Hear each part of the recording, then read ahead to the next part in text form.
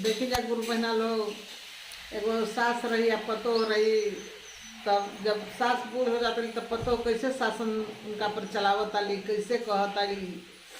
अरे बैठल बारी बूढ़िया दुआरिया, रामा हो रामा। अरे करे लगली दानावा से पूनावा, रामा हो रामा। अरे करे लगली दानावा से पूनावा, रामा हो रामा।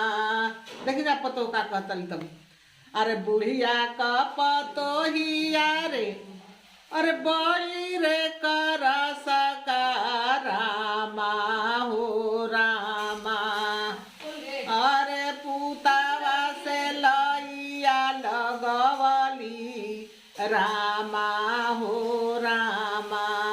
बुढ़िया का पतो हिया हो बड़ी रे कर सका, रामा हो रामा। अरे पुतावा से लइया लगवली, रामा हो रामा। अरे पुतावा से लइया लगवली, रामा हो